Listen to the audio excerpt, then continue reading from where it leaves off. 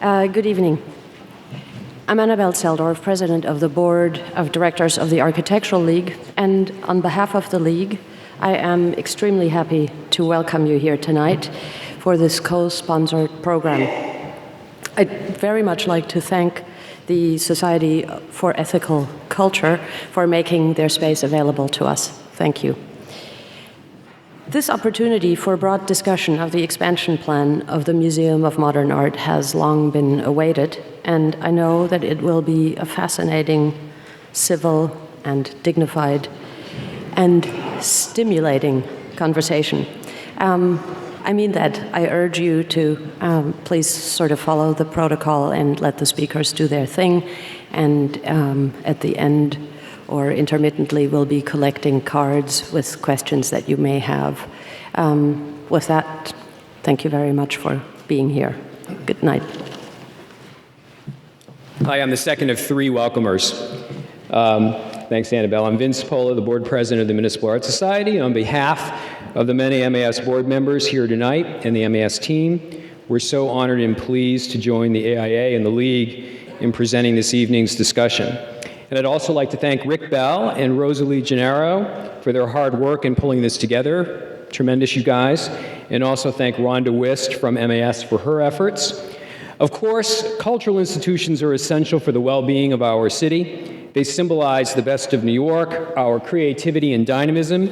Museums and other cultural organizations play a critical role in our city's economy, its appeal, and its very livability, as well as in the neighborhoods and streets on which they reside.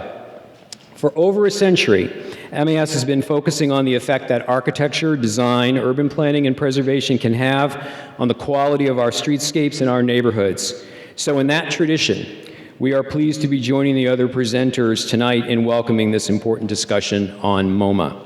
We look forward to an engaging evening, and now I'll turn it over to Lance. Good evening. My name is Lance Brown. I'm the 2014 president of the American Institute of Architects. On behalf of the AIA New York chapter, I'd like to thank Annabelle Seldorf and Vince Pola for the extraordinary collaborative effort that brings us all here for this public conversation. And we equally wish to commend both the Museum of Modern Art and Diller, Scofidio, and Renfro for being here to speak about the MoMA's campus plan. As architects and designers, we at the AIA we're interested in co-sponsoring this forum because we continually grapple with issues of complex balancing. Balancing preservation and change, the morphology of the city, balancing public interests and owners' needs, balancing the competing urban scales of building, street, and city. Tonight, we hope to hear about the larger view, including what's going to happen with the broader context. Other places will learn lessons from what we see and say here this evening. Thank you all for braving the cold to be here. Thank you, panelists, for your critical and important contributions. And thanks especially to Reed Kroloff, our moderator and MC, for tonight's civil and civic discussion, nicely nested with my own 2014 President's theme, Civic Spirit, Civic Vision. Reed.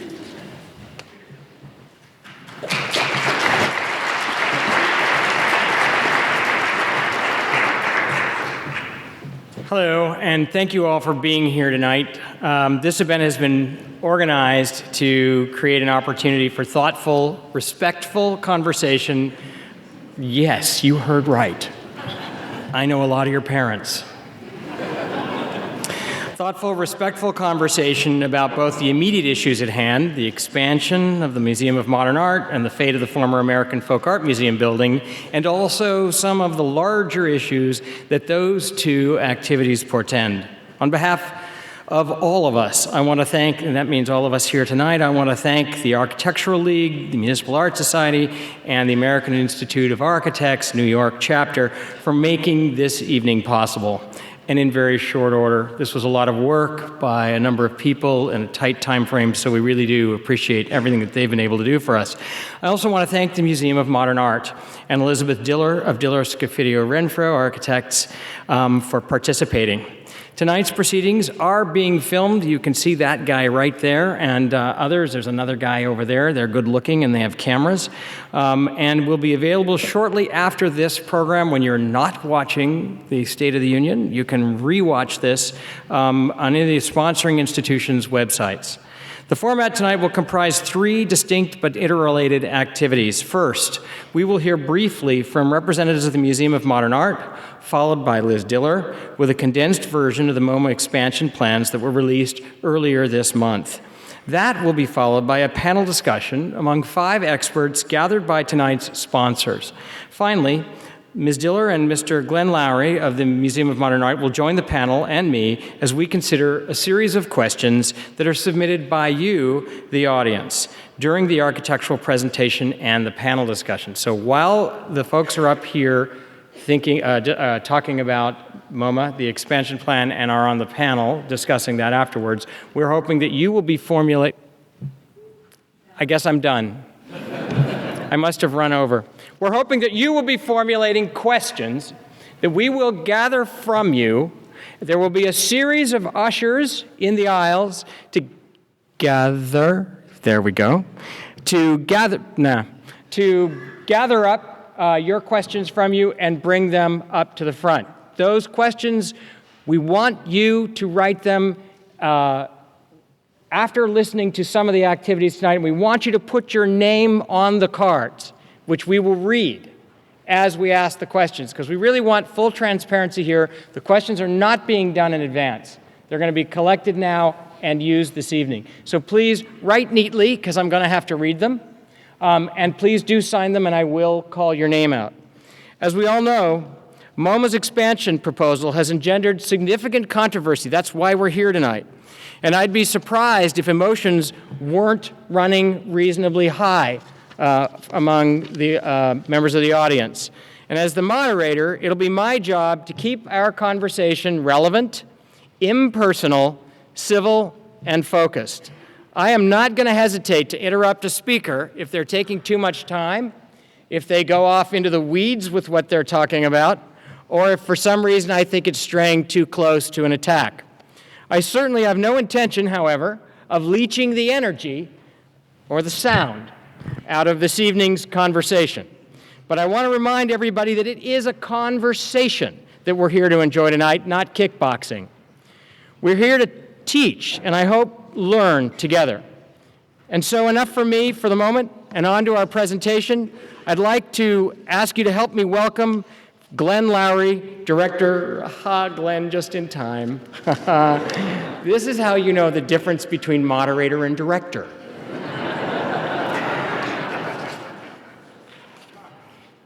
He lives in a house by Caesar Pelli. I live in a house that Caesar Pelli learned to go to school in, but that's a different thing. So please help me welcome Glenn Lowry.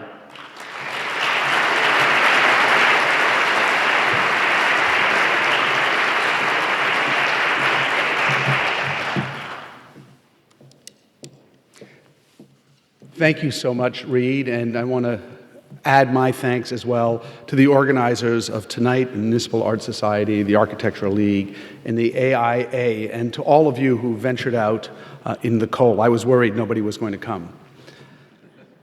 We welcome the opportunity. We really welcome the opportunity to share the thinking behind our project and the decision concerning the American Folk Art Museum. And I hope, as Reed underscored, that this evening can also address, along the way, some larger questions about what it means to build a museum, and in this case an expansion in the 21st century, and what we want and expect out of our cultural institutions. I think it can often seem that a place like the Museum of Modern Art is large and monolithic and insensitive to people's concerns, but that's absolutely not the case. We hear your concerns. We understand that many people have lots of questions about what we do all the time, and we are an intensely self-critical organization, constantly querying what we do and why we do it. But what we do is at the core of this discussion and project, and that is to try and make the Museum of Modern Art an immeasurably better place by focusing on our collection, the artists we represent, and our public. This project is about the art. It's about providing 30% more gallery space for the museum in order to create the kinds of spaces that we urgently need to tell our story even better than we do today. Now, over the last couple of weeks, it seems to me that three big questions have emerged. The first is, how could a museum, especially a museum with a curatorial department of architecture that has argued for modern architecture and design, not preserve another museum? The second is, why does the Museum of Modern Art need to expand at all? And the third is whether or not there's a way to incorporate the American Folk Art Museum into our program. Ann Temkin, who's with me on stage, and I will deal with the first questions, and Liz will deal with the issues of the Folk Art Museum and our larger plans. Our decision concerning the American Folk Art Museum was not easy, and it wasn't taken lightly. We spent the last 6 months investigating any number of options with our architects, trying to find an alternative, looking for other solutions to taking down the building. But we ultimately concluded that it simply wasn't possible to adapt the existing building and also serve our public, artistic, and programmatic needs. Now, the reason we need to expand is relatively simple and straightforward. We want to show more of our extraordinary collection in new and compelling ways. And the 40,000 square feet that this project will provide in new gallery space allows us to do this and allows us to engage our public in new and different ways.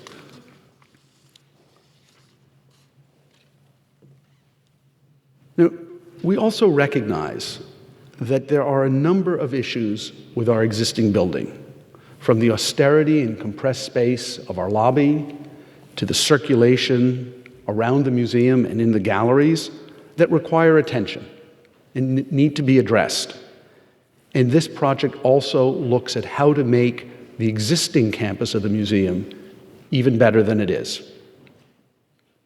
But since this project is driven by a new generation of chief curators who have new and important things to say about our collection and the art they're responsible for, I thought it would be helpful to hear from Ann Temkin, who is the chief curator of painting and sculpture at the Museum of Modern Art and one of the museum's 7 chief curators. Ann?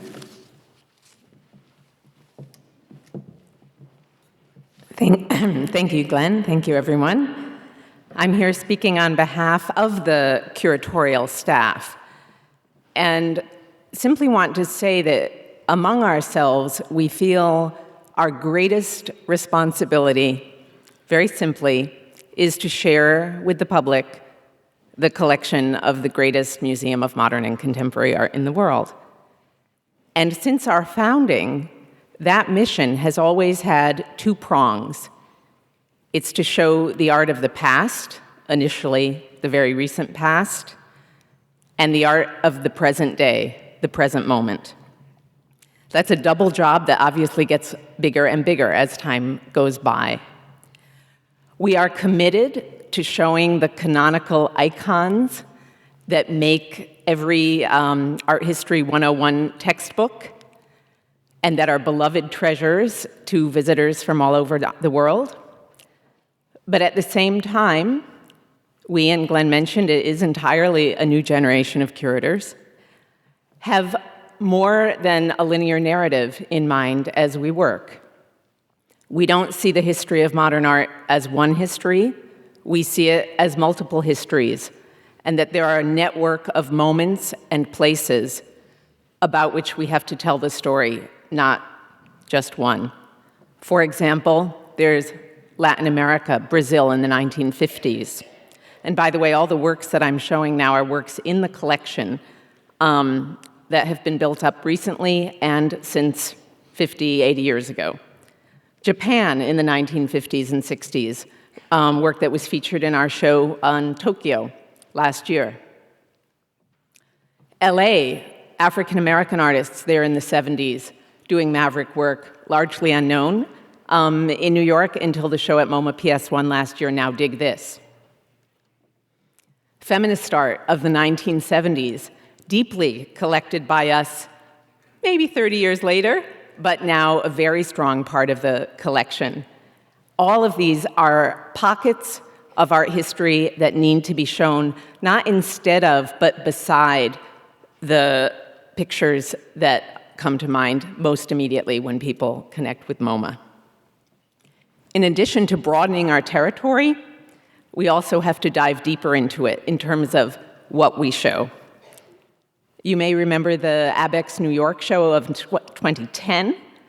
In that, you had the satisfaction of looking at a room of a dozen Rothkos, a room of 18 Pollocks, a wall of Gorkys. We can do that kind of depth with scores of artists, photographers, filmmakers, architects. Here's just one example, Lee Bontekoe. We have work spanning 40 years. Also different kinds of depth, not just of single monographic artists, but isms or movements such as Fluxus, a gift from the Silvermans a few years ago, have given us the most comprehensive Fluxus collection in the world. Here's something which is shown intermittently, not always. Similarly, the gift from the Frank Lloyd Wright Archive last year, which is in the show opening this coming week, scores of material that should be accessible. Besides breadth, there's of course depth, and there's also, finally, scale. We all know the Monet water lilies were the first thing in the early 60s to occupy a room as a single work of art. That was a brand new notion at that time. In the 60 years since, there have been countless works that take up a room. Parallel, of course, to the water lilies, you have the swimming pool of Matisse, which hasn't been on view since the Taniguchi building opened, will debut this fall in our Matisse Cutouts show. Rosenquist's F111, a work that's, again, on view now and then, yet it's a core landmark of pop art, room-sized. Jennifer Bartlett's Rhapsody, here you see it in the atrium, another big room-sized work. Kara Walker's first wall drawing, gone. Now these are all in the collection. And finally, Mike Kelly's deodorized central mass with satellites came into the collection last year, now on view at MoMA PS1 for one more week, or a few more days. So essentially, with all of these responsibilities, breadth, depth, the ever-increasing scale, we have a responsibility that only space is the answer to. And what I want to finally say is that MoMA is not merely a museum in New York, it's a catalyst. And I think this is maybe the point that's nearest to the curators' hearts. We became a center of art production, a great international center akin to Florence in the Renaissance, because, in part, of the collections that MoMA produced for artists to see. Artists were astonished, inspired, challenged, and provoked to make art that equaled or outdid what they've seen on our walls. And as curators, it's our responsibility, we feel, to the art of tomorrow and to this city to make the breadth and depth of these holdings as accessible as they can be. Thank you.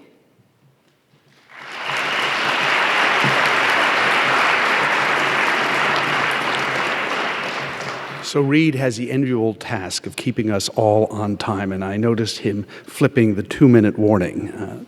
So I'm going to be as precise and quick as I possibly can be, but I do want to tee up Liz's presentation. We knew, obviously, when we began this project that it was going to be complicated and that it was going to raise many questions. But we also believed that the improvements to our existing campus and a substantial increase in space merits the effort. We chose Diller, Scofidio, and Renfro after interviewing several architectural firms because of their understanding of the museum's strengths and its weaknesses. because they've been engaged in a thoughtful and compelling institutional critique of museums, and specifically of the Museum of Modern Art, over many years, and because of their proven ability to give new life to existing buildings, as well as their deep understanding of the needs of museums in the 21st century. Their mandate was to look at our entire campus, including the space of the Nouvelle Tower, the Folk Art Museum, and the Taniguchi and Goodwin and Stone and Johnson buildings. They asked for the opportunity to revisit our decision to take down the Folk Art Museum and to query our assumptions about what else needed to be done, and we readily agreed. A generation ago, before we built our last expansion, the museum looked at moving off of 53rd Street, as well as dividing ourselves into multiple sites. And ultimately, we decided we were a Midtown museum, committed to being in the heart of the city, where New Yorkers can see and enjoy one of the most incredible collections of modern and contemporary art in the world. That decision had a number of consequences, including the current issues we're here to discuss tonight. But it also resulted in a vibrant institution that has been and will continue to be of huge benefit to New York City, its many visitors, and those who are lucky enough to live here. Thank you.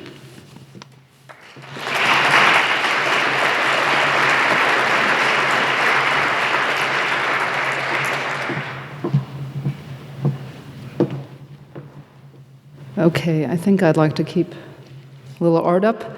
I have to say that the most praise that I've received in the last 3 weeks has been for my bravery in coming here tonight to talk to this group.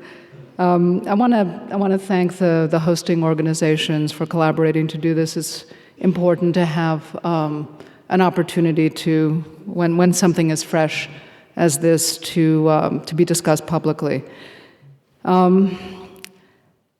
We at DSNR find ourselves inside of the clamor of a debate about many things, including MoMA's previous expansions, about the loss of intimacy and irreversible tide of mass tourism, about the homogenization of Midtown, about whether glass is good or bad, and many other things. There are a lot of debates going on, and this has been a kind of trigger. And a lot of these paint the participants into victims or villains or martyrs or scapegoats. And while everyone in this room must maintain a vigilance about the fate of our cities and our modernist buildings that have such few advocates, except architects, we also have to look at the circumstances of each situation. It's hard to make blanket a kind of doctrinaire opinion about everything. You know, every situation is unique, and this one is very, very exceptional. And it involves a 13-year-old building. It doesn't quite fit into a historic building. And it's by living and much respected colleagues, Todd Williams and Billy Chen. And it's unfathomable to many people why we are in this situation. We welcome this opportunity to speak before this group of peers, to explain in an unfiltered way the very specific issues that we've been grappling with. And even if we don't change a single mind in the room, we hope that there's a greater appreciation of the challenge and the work that went into the last 6 months.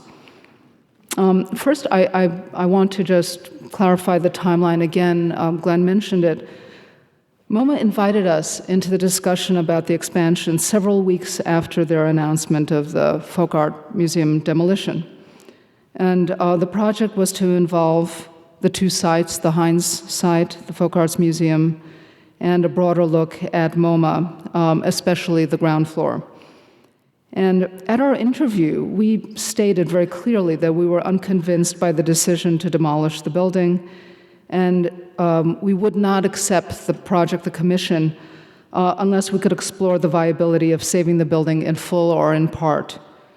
And we asked them for a good amount of time to do that. As we learned the building, as we learned the curators and the mission and the buildings, all the buildings. MoMA agreed as long as we could find a productive use for the Folk Art Museum. And it had to be one that served the museum's mission and new curatorial goals. There were really two reasons why we wanted to do the project in the face of this difficult decision and kind of stepping in there. One was we truly believed that we could save this building, and we believed that we could breathe new life into it. And the second was that MoMA's mission forward was very compelling to us. We're both supporters and critics of MoMA, and we have some of the very same concerns that have been voiced in the media. It's our museum too, and we want it to be as good as it can be. We found MoMA along the last 6 months to be truly introspective and autocritical, and that was really good. They were bashing themselves all the time. And their objectives were driven by this new crop of chief curators, the post-Taniguchi expansion curators that really wanted to rethink the collections across media and across disciplines and reflect on MoMA's role in constructing modernist history that Anne talked about. And the conversations are incredible. We're learning so much from these guys, and there's a lot of new thinking being created. But despite the 6 months' efforts by Rick, Charles, and I, and a very hardworking team of architects in our studio, to find a way of meeting both MoMA's needs for the future and while preserving the integrity of the Folk Art Museum, we were unable to find an adaptive reuse solution. And this, brings us a lot of pain and grief. But it is the second time this announcement is being made now. We know the architectural community has been counting on us, so while the outcome is the same as it was in April 2003 when this was announced, we're confident that the conclusion is based on a very thorough study that such an important decision deserves. I'd like to take you through just a fraction of the work that was done in the past 6 months, and also with a focus on this particular issue, which is very emotional, but at the same time looking more broadly at MoMA's goals. There are really two MoMAs. There's the good MoMA, which we see here, and then there's the bad MoMA. And we think that there's a lot to be fixed here. There's a lot of good, but one needs to take a deep dive into the institution. It's not just limited to the new territory. And it really, one of the most compelling things, aside from fixing problems, is this ambition to show, to expand the public accessibility to 30% more of their collections and of their and temporary exhibitions. So this is really a large, in a sense, it's a very large expansion opportunity, but it's not, in the end, a lot of space. So just to explain a little bit the goals to make the collection public, we've said that. Just a percentage of the collection is on view. Create flexible, multi-disciplinary galleries. So allow the museum to break from the limitations of its current media-specific galleries and bring together work across disciplines. Improve the museum experience, especially circulation. Areas of the museum are clogged. They're very difficult to navigate. It is kind of clinical. Provide a strong interface with the city. The one place that looks like an entrance, the Durrell Stone canopy, has a sign that says no entrance. And despite the fact that the public flocks to its doors MoMA feels a bit aloof and sometimes a little over-sanitized. Bring art closer to the street. We felt strongly about this. You have to walk a quarter mile to get to the voice of an artist or a curator. Address the museum as a whole. One can't do any piece in isolation. It's an organism, and every part affects every other part, so we had to look at things comprehensively. And beyond these things, we also wanted to find ways for the museum to also be more spontaneous and to figure out a way of creating pockets of intimacy that have been lost. The site is a collection of modernisms. There's Stone and Johnson and Pelly, Taniguchi, and each of these have distinctive elevations, and behind there seems to be an interior that's smoothed over. And the question that we asked ourselves at the very beginning of this was, is modernism finished? Is it an unfinished project? Where do we stand? And how are we to grapple with these two sites? Now, looking a little bit more closely at the two new sites. So the green is the Jean Nouvel Tower, and this is at level 2. And the pink is the Folk Art Museum. You all know that. And the space, the square in the center is a courtyard that's partially occupied by the lower levels of Folk Art Museum, but otherwise a void. And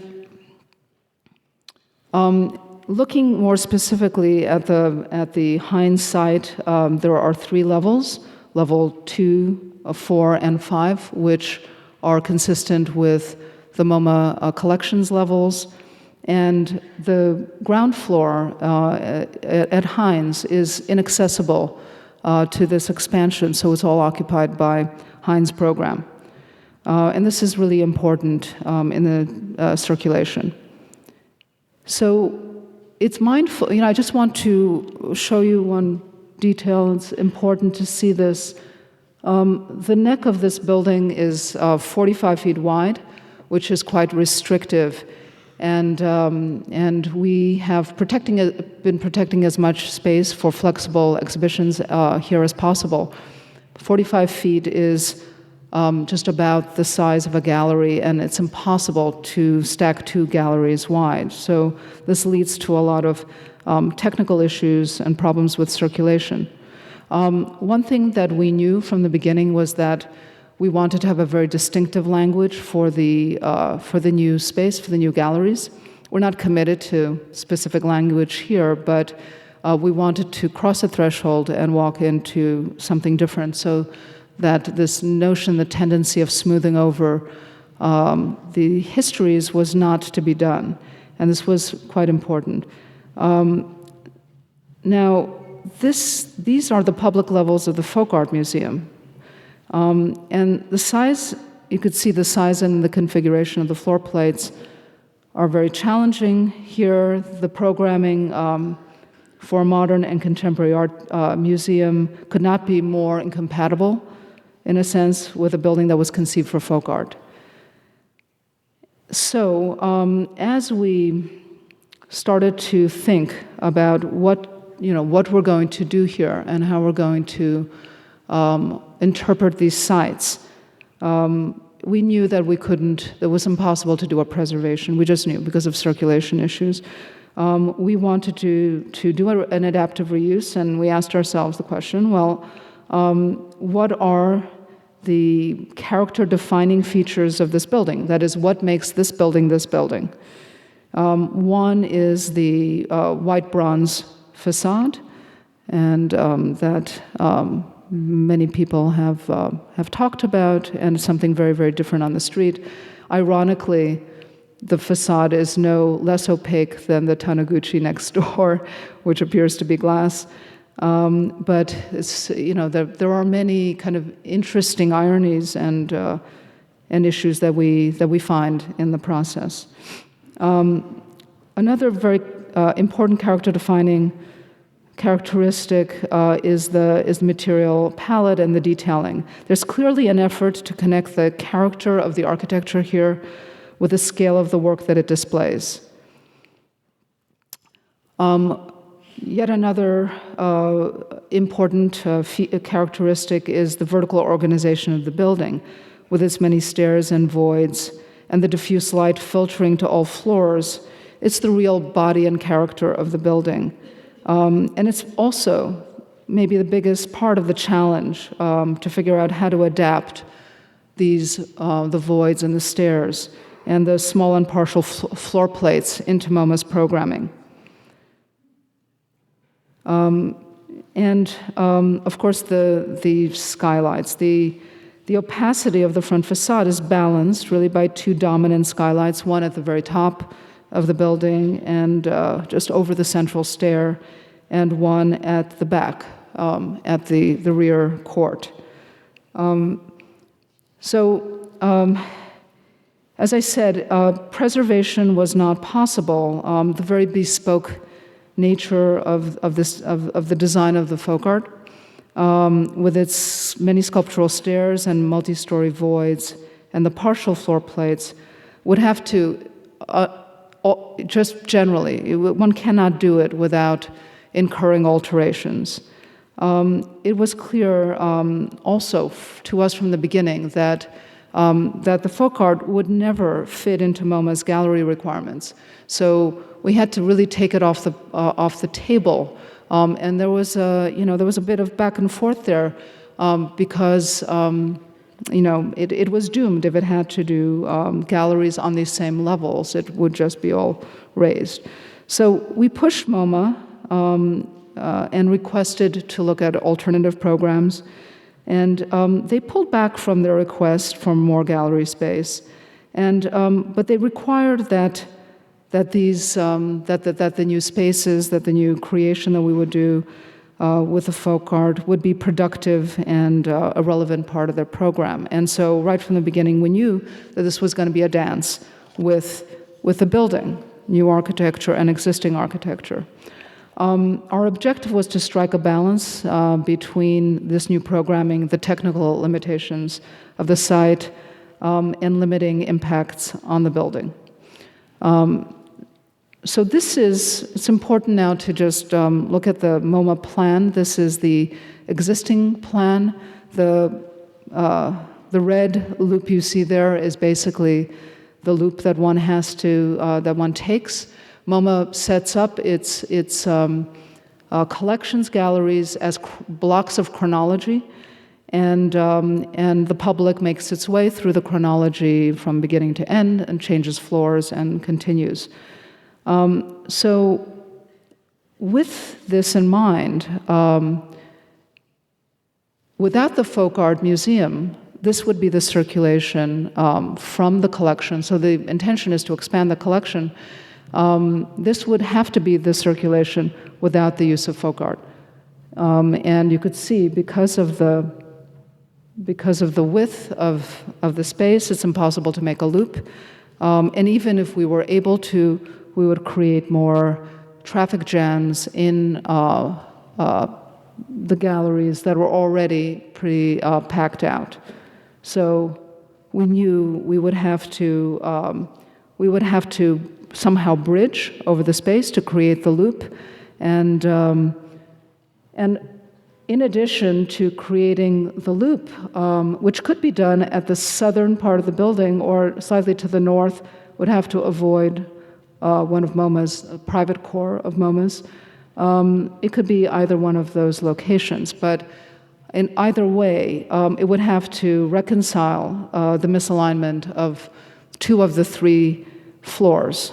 It's 2 and 4. MoMA doesn't have a third floor in these Taniguchi galleries. It's double height space on the second floor. So here you can see this is the situation. Second floor here with a 4-foot difference, and the fourth with a 5-foot difference. The fifth floor is almost nearly aligned. And when you align the floors to be able to connect the loop, to be able to use the expansion, you basically have to remove some other elements that are here, some other floors and connectors here, because you end up having headroom problems. So we had to close the loop here, and we had to somehow create a bridge. We thought that on the southern side would be actually the easiest, the best, and the least invasive side to make these bridges. But in order to do so, one would have to actually remove the facade. And the facade is being carried by the slabs. One would have to cut back the slabs and create a strong back structure and then reconnect the facade to the structure. And so when we looked at this is the cross-section, the north-south section of the building. You could see the affected area. You could see it in plan.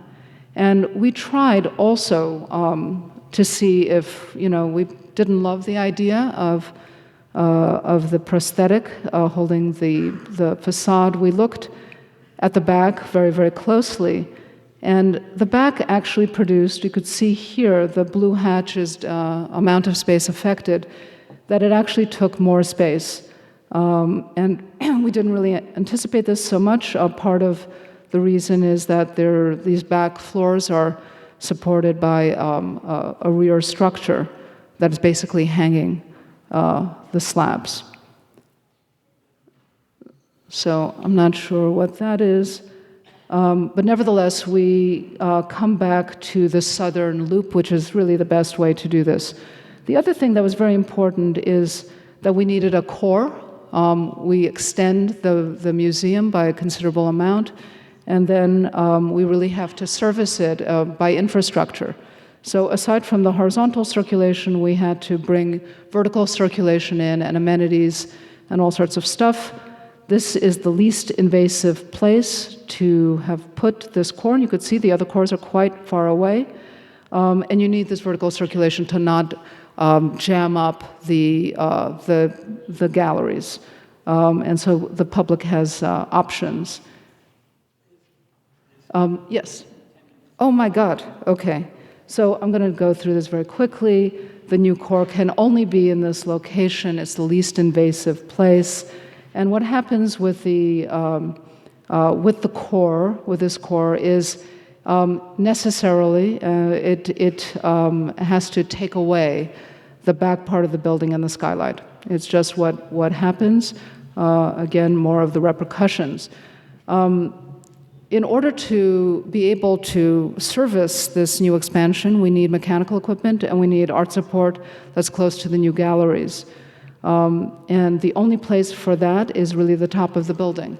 And the moment you do that, you take away the skylight, which is a very important feature that actually is linked to the vertical organization of the Folk Art Museum. So we looked at all of this with these various impacts and the square footage that was what we felt potentially usable. And we came up with lots of different types of programs that we brought to MoMA, education, reading rooms, study center, all sorts of things that some are here and some are not here. And in the end, MoMA brought a lot of our thinking, our ideas to the curatorial and education teams, and it was considered by MoMA that these size spaces were really, really difficult to use, and the problems that the circulation would produce by these small spaces would just compound the problem that we are seeing at MoMA already. This is kind of the way it looked. It was kind of very Gordon Matta Clark to kind of slice through and embed this building and actually look into multiple levels. So that was the going thinking. In order to really have MoMA start to understand and be able to use productively these spaces, we had to start filling floor plates. That was the only way. And that's what you see here. And what that did was it produced some 1,400 square foot floor plates that actually were pretty interesting. We thought of these as micro galleries that junior curators could use, kind of down and dirty spaces that didn't have the long lead times of the museum. And this was really entertained by the museum. The museum thought it was interesting. However, we came to a place where, and this was really kind of very tough, where we had lost all the natural light in the building. We had now plugged up the central feature, the central stair. A lot of the distinctive features and the detailing have been lost here. And we came upon this really terrible paradox that in order to save the building, in order to convince MoMA, and in order for MoMA to really have a productive space, it was inevitable that we would lose more and more of the original building. And I would say it's heart and soul. The fact that this small building resists change is its strength. And I have to say, and so this is ultimately this is the total impact. And at this point, there's very little left. And we felt that at a certain point, without the light, without the vertical sequence, without the facade now prosthetically held there, which we thought was at a certain point an empty gesture, the building had lost its identity. And who would benefit from this? MoMA would have compromised spaces. Williams and Chen would get a tortured patchwork, a kind of monster of a building. And we felt that this was the strength of the building. It just resisted change. It was obdurate. And as strong advocates of adaptive reuse, our studio has successfully reconciled pieces of New York's built history with new programming and new audiences. We've succeeded at the High Line and parts of Lincoln Center. And unfortunately, despite our best efforts, we were not able to find a solution here. I'd like to just show you very quickly, I know I'm almost out of time, show you a little bit of the plan. And I have to say we're committed to ensuring that the building that succeeds MoMA, the Folk Art Museum, it brings a cultural relevance to on the street that MoMA doesn't right now have, allows it to do something it doesn't currently do. Okay, so the future couldn't be thought in isolation, as I said before. It needs to be looked at comprehensively, and we add really all the sites to it. And this is besides space for new programming and adventurous new programming and also traditional exhibitions. We want to dig into the body of the museum and surgically intervene to make the museum better. And I want to talk about some of the specifics of the ground plan. This is what you know, backups everywhere. We would like to make a double height entry here. We want to fix some of the problems with coat check and with admissions, push the ticket-taking locations way off to near the cores to allow this whole space to be kind of free and open to the public. We're putting in this east-west connector to allow the west part of the site to be connected to the main body of the museum, also to bring in the louder film lobby, and all of this will be contiguous space. We're also now looking at the idea of opening up the garden as well to the public, and kind of inverting the bookstore, part of the bookstore, and making this all kind of a much better place. And when we look at so this is just a little bit of a tour. This is the way we imagine it. Places for art everywhere. We're turning down the west corridor here and going towards the new expansion. and in the lobby of that expansion. I have to underscore that this is not designed. It's been 6 months. We've been looking at many, many things and learning many things. So these are all very notional. The triple height sliver here goes right to the second floor, his ability to communicate. One of the problems is really navigation through the museum. This is a work that we're going to be doing on the Bauhaus lobby. We want to extend the Bauhaus stair to connect 5 levels and to bring light down into the Titus auditoriums here. So this will be a new entrance that will relieve some of the congestion also. So here's the fragment, and we're looking at this connection that will bring you down and also up to levels 2 and 3, and some notional thoughts about the design. From the outside, from 53rd Street, we're proposing, so we're right here, we're proposing also to look at pushing back, there's a lot of black glass here, pushing back the museum's art walls 15 feet back to produce a space that it has a more of an interface with the public, this breakout space, a little bit more intimate, and use glass for what it does best, which is transparency here on the second floor.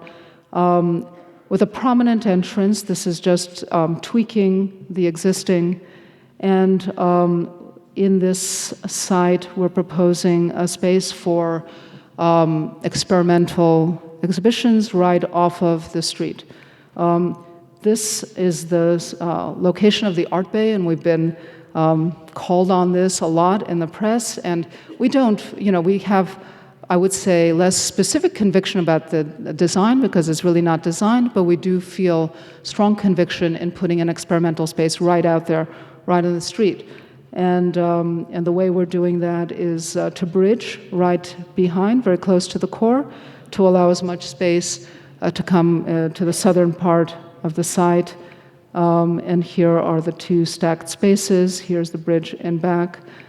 And this space is a little bit, return. It has a new name, but it has a bit a return to the projects room, which was in the 70s. It was a very important space in the museum where for artist installations. So we imagine that this new space, with the help of the curators, could be a space for installations, could be more spontaneous, could be for events, cultural events, and concerts and performances and all sorts of things. Now, quickly looking at the back of the museum, this is the 54th Street face. We are proposing here to take the gate that's already there and to open it up just a little bit more. It's not a big intervention, but make it transparent and make it more welcoming. The gate is flippable, and it makes another entrance into the garden. And this is there's a lot of concern whether this would be overrun and overjammed, and we feel that this is like a valve. It could be open and closed, and the museum can experiment, which it has been doing during the summer, and it's been quite successful and not overrun.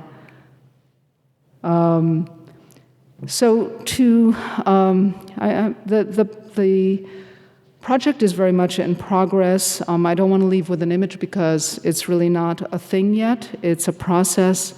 It's very difficult to look at an institution that's got such a rich history, and to look at it analytically. It takes time to really understand it.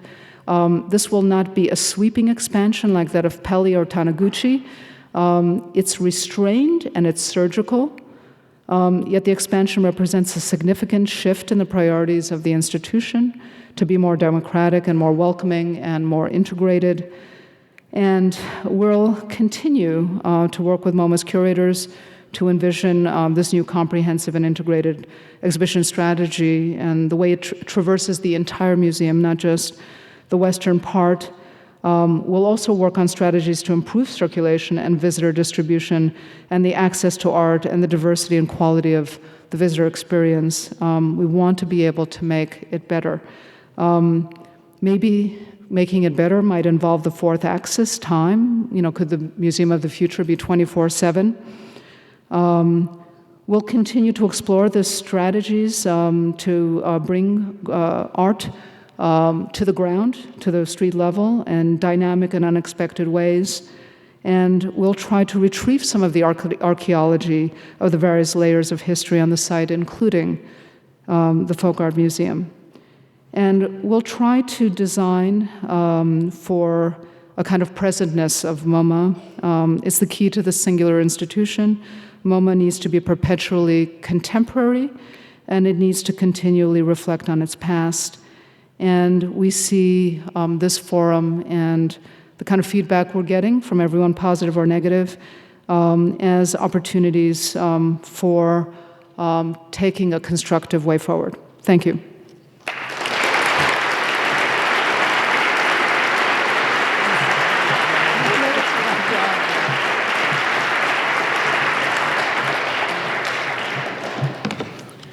Thank you, Liz, very much. I know that this is a room full of architects, and it would be difficult to make a presentation of a small addition to your house in 35 minutes. To talk about an addition to a museum of this scale and of this complexity and this amount of controversy in that amount of time is all but impossible. I made the decision to give our friend Liz an extra 5 minutes. It hardly seems a big sacrifice, but she had a lot to explain, so thank you. That was a great job and very complicated. We appreciate it. We're going to see Liz again, and we're going to see Glenn Lowry again in a little while, but now we're going to move to our panel. I'm going to ask my first question from here, and then I'm going to take my seat next to Jorge, and I'm going to throw this one out to you. Really, why does the public have any right to talk about what the Museum of Modern Art plans to do with its buildings?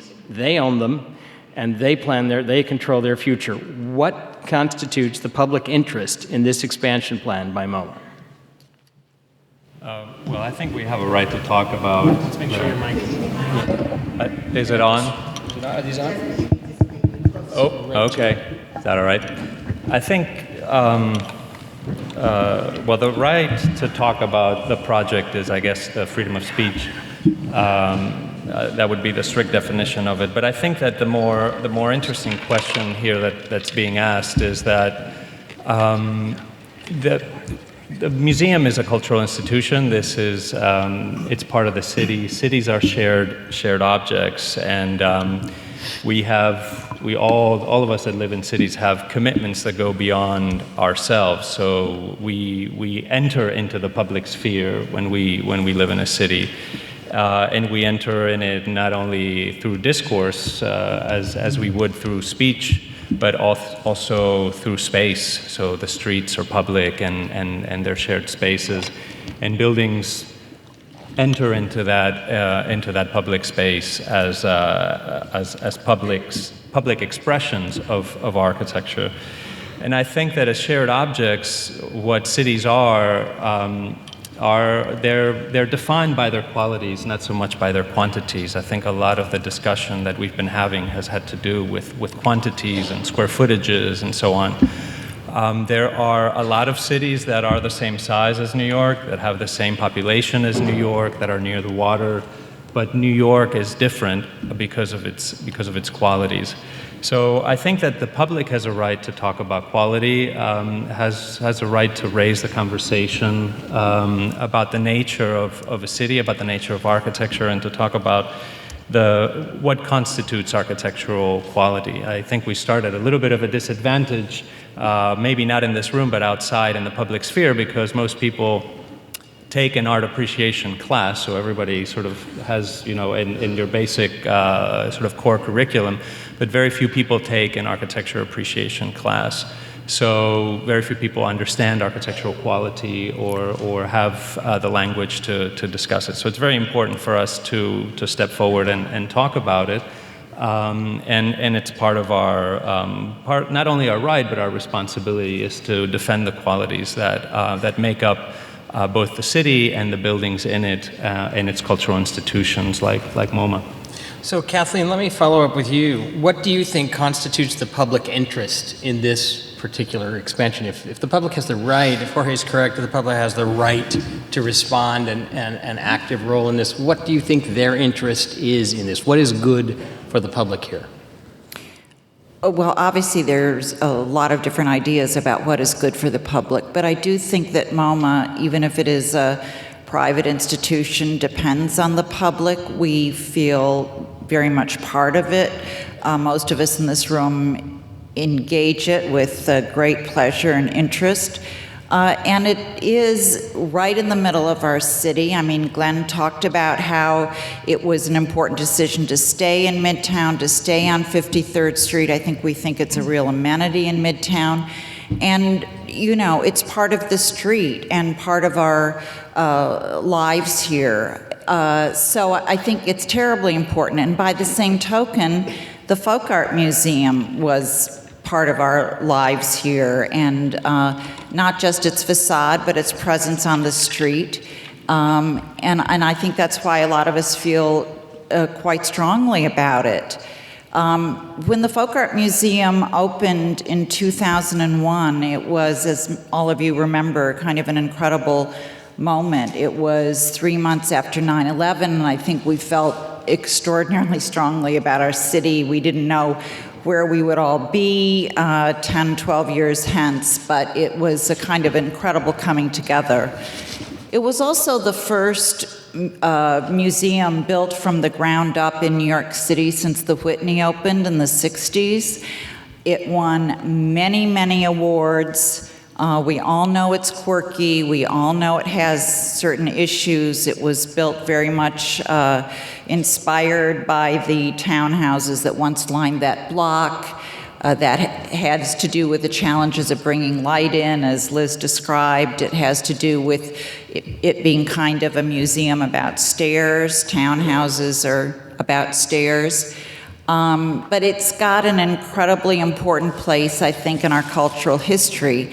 Alas, it hasn't had it for very long, and I think that's why a lot of us are very concerned about the speed with which this decision has moved ahead.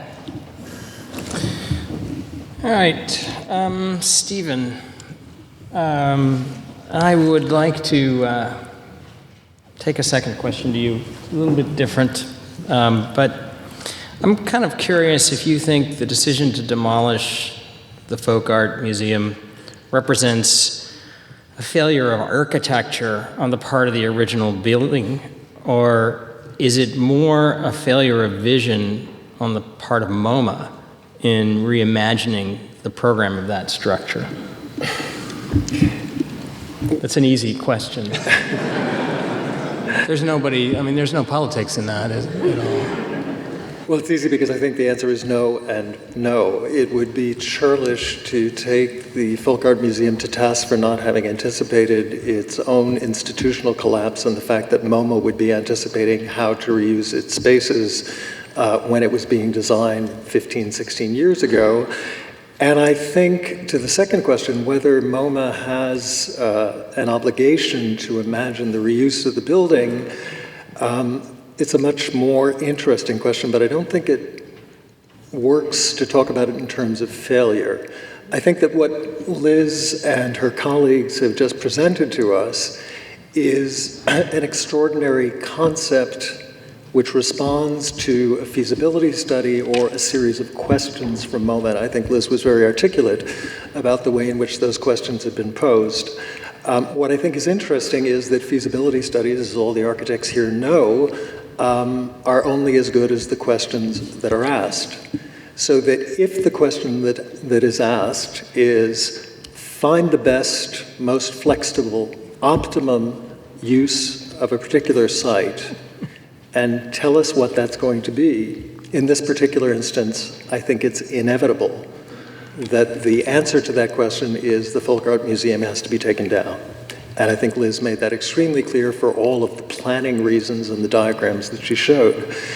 If, on the other hand, the question is, we as an institution have decided that there is something of value in the existing pieces of this structure, and we want to make that a condition of its reuse, find a way to do the best for MoMA while integrating and preserving some piece of this history, then I think that any number of architects, and certainly Diller, Scofidio, and Renfro, could come back with a quite compelling project, which would be a very different one from the one we've seen now. And I want to be clear, I'm not trying to make a polemic that attacks the work that's been presented. Some of you know that I spent 7 years working on the previous expansion, and so I appreciate perhaps better than many in the audience just how subtle some of the suggested moves are and just how thoroughly they address some of the problems that were already clear back in 2000 when the Taniguchi expansion was being planned. I'd like to illustrate the point, if I may, just very quickly by referring to MoMA's other building on 53rd Street. The 11 West building, the iconic 1939 building, has in the 75 years of its existence been reworked radically on 6 separate occasions. That works out to just about once every 12 and a half years. Its rear facade has been rebuilt 3 times. Its front facade has been taken down and then entirely restored by KPF after the last expansion, or during the last expansion. It has had both of its sides blown out to connect to the Philip Johnson expansions. It now has a very upscale bar where Edward Durrell Stone originally put the Picassos and the Matisses, which might have pleased Stone a great deal. But the reason that this building is still there in the way in which we see it is because every time over those 75 years that MoMA asked for a feasibility study, the precondition was that something of the 11 West 53rd Street building, the original Goodwin Stone building, be incorporated into the new solution. And certainly, there was no adequacy of that building to all of the new tasks that were asked of it. In fact, the floors didn't align on several occasions. Again, I'm not suggesting that MoMA needs or even has a public obligation to treat the Folk Art Museum or its facade in the same way that it's treated its own building, obviously its iconic home for 75 years. What I am suggesting is that there's a discussion that can be had that changes dramatically depending on how the original question is posed. Okay, let me ask Nikolai to follow up on that. Well, I guess in this whole discussion, I'd like to step back for a second, because I think what we're talking about is cultural priorities in a way, right? And how to balance them. On the one hand, we have a building that's part of the cultural history, the collective memory of the city. On the other hand, we have MoMA's responsibility towards its own collection, right? Which I think we all think of, even though MoMA is a private institution, as something that belongs to us as well. And I think having said that, I think it has to be said that we're not talking about a Mies building or a building by Louis Kahn, right? In which case we probably wouldn't be having this conversation. It's clear, at least to me, that when we talk about the Folk Art Museum, we're talking about a building that in many ways is flawed. It's an important part of our architectural memory, which means a lot to me. But I think I would place it somewhere in the lineage of 2 Columbus Circle, similar problems. The new museum, in a way, that also a kind of a townhouse model that's very tight. It has major circulation problems, right? And it is a difficult place to show art. So having said that, then I think you get into very tricky architectural territory.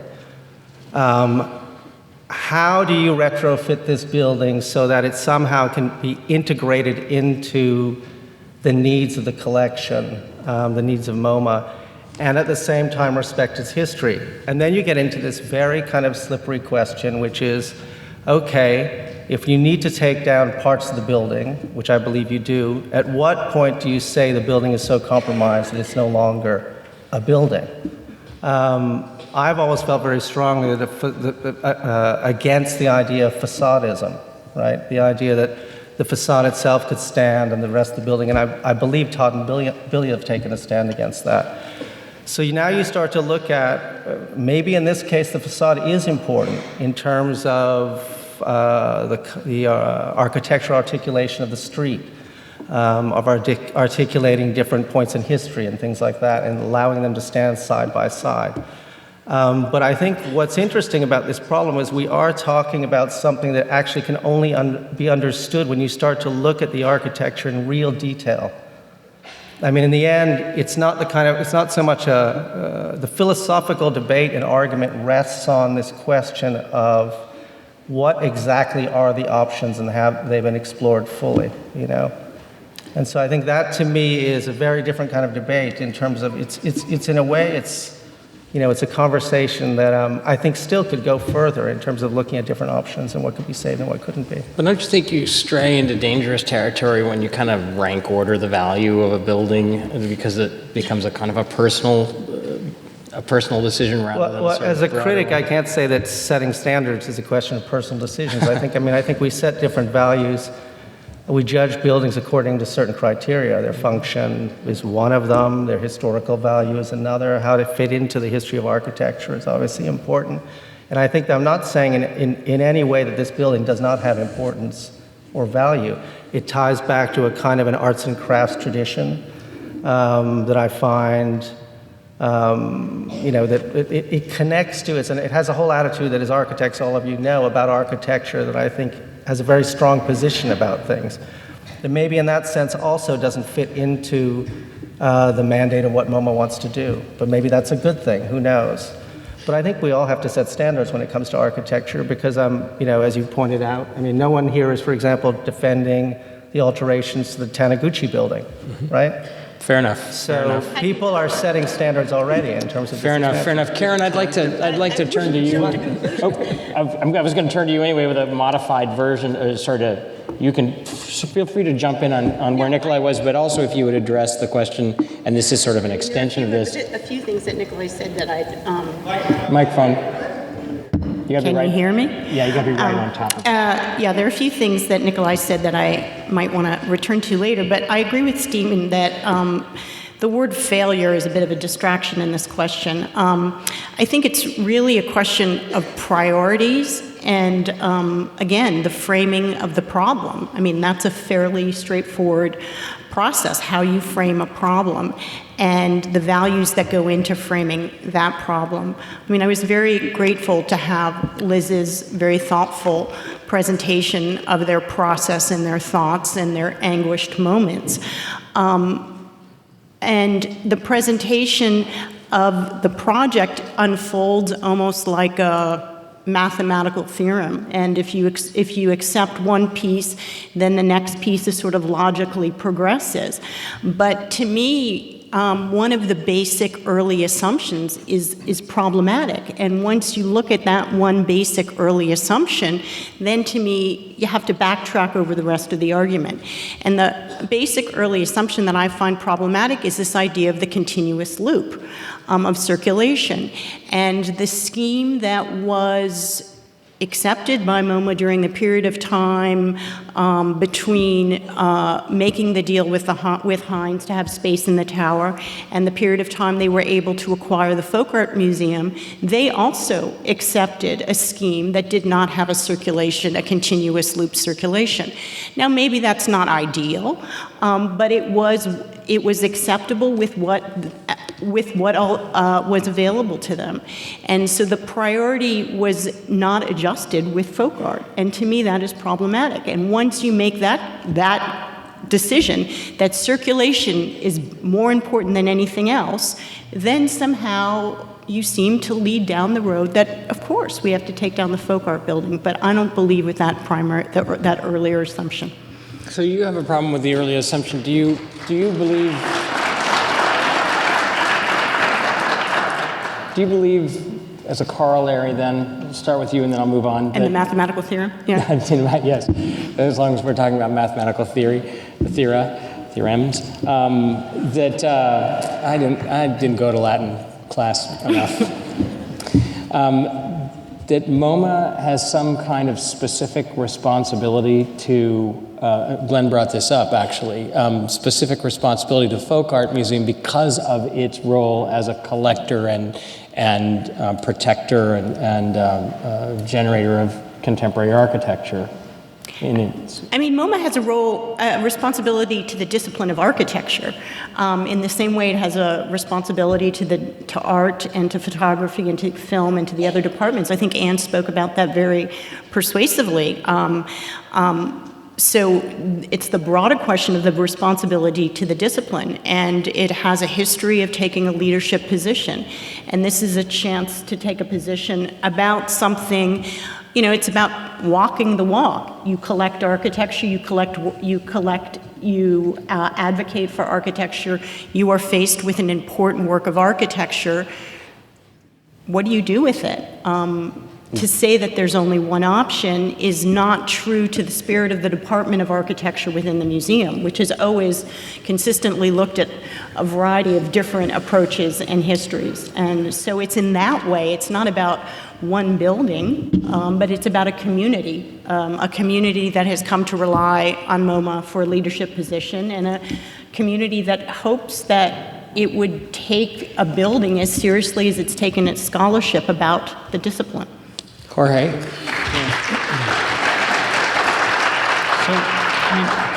Slightly different take. I think they have a responsibility to the discipline, of course, but that doesn't necessarily mean preserving the Folk Art Museum. I think the responsibility is to raise the question of what is preservation, first of all, and we've been talking about preservation as if it's, you either don't touch it or you demolish it. And we've seen an exercise of trying to do what we call adaptive reuse. But the question of preservation always raises the larger issue of the discipline of architecture. What is architecture and what gives integrity to the work of architecture? And I think that's the question that Liz was trying to grapple with in her presentation, which is at what point do you end up with just a pile of bricks and not a work of architecture? And I think that's the question of quality yet again.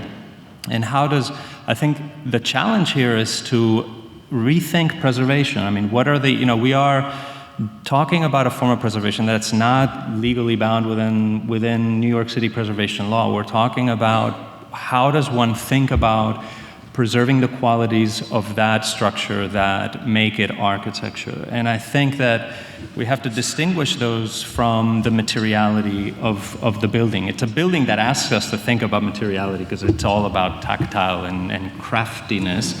But there are other qualities in there that are worth thinking about. I'm very interested, for example, in how different that building smells from MoMA. One of the things I really appreciate about the building is its particular olfactory signature. It doesn't, and that for me is part of the aesthetic integrity of it.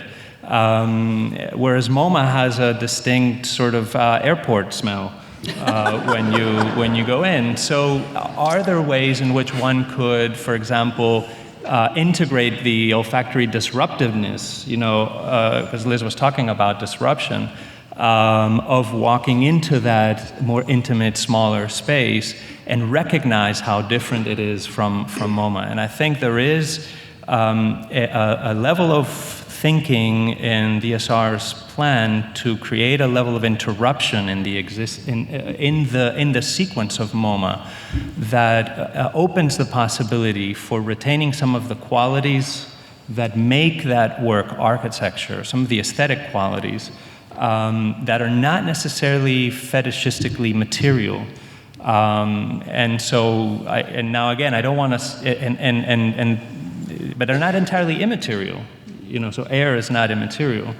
So I think that we have to push ourselves to also rethink preservation and not just to continue to think that if you are doing preservation, then you can't touch the building, and if you're not, then you have a developer mentality that you're just going to gain square footage. The fine middle ground is, I think, where brilliance lies and creativity lies. And that's where I think, mastery in design is expressed. So I have hope that we can find that middle ground. And I think MoMA, of all institutions, is the one institution that could see a benefit to that, to being a leader in contemporary design. And really, as curators mentioned, pushing the envelope about what the contemporary is. Okay. Reed, may I just add something to that? Because I think that there's one approach to preservation that's been put on the table only to be dismissed, and it's been dismissed in a very summary fashion. I think it's worth, whatever we think about it, to actually explore it a little bit. Nikolai referred a moment ago to facadism, which is a word that Liz also used in one of the press interviews, and that's the notion that you keep the front part of the building, that is the public face of the building, and essentially do whatever's required to keep it in situ in order to be able to use the space behind it. The fact, it seems to me, that Todd Williams and Billy Chin may have gone on record as saying that they don't like that approach seems to me perfectly irrelevant. This is now an artifact in the city, and the question that I think really needs to be discussed in fora like these is whether the public faces, the public interactive surfaces of buildings don't have to respond to a larger or more difficult set of criteria than the spaces behind them. If one thinks of any number of European examples, no one is shocked to find Carlo Scarpa's Olivetti showroom behind a 16th century facade in Piazza San Marco, the museum at Verona, the Querini Stampaglia. Virtually any piece of architecture by Scarpa starts with the notion that the artifacts which are found on site are fair game, both as material and ideas, to be redefined in a comprehensive way that is not passéiste or trying in some sense to create a melange of things, but is in fact entering into a dialogue. If you look at all of the recent institutional transformations in Paris, as you all know, there's a slaughterhouse, a Ministry of Finance, a railroad station, and a Hotel de Ville, all of which have been successfully transformed into museums. The reason that those spaces exist in some continuity with their historical context is because that was part of the definition of the problem. Now, I'm again not saying that MoMA has any obligation to preserve that facade, but I think simply dismissing that approach by labeling it facadism and saying we don't like that is to duck a very, very serious preservation issue. Well, Okay.